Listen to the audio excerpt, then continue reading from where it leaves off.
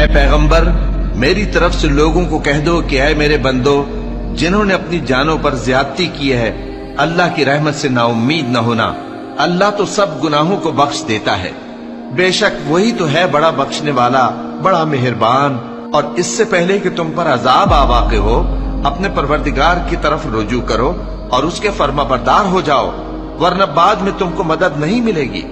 اور اس سے پہلے کہ تم پر ناگہاں عذاب آ جائے اور تم کو خبر بھی نہ ہو، اس نہایت اچھی کتاب کی جو تمہارے پروردگار کی طرف سے تمہاری جانب نازل ہوئی ہے پیروی کرو۔ ایسا نہ ہو کہ اس وقت کوئی شخص کہنے لگے کہ ہائے اس کوتاہی پر افسوس ہے جو میں نے اللہ کا حق ماننے میں کی،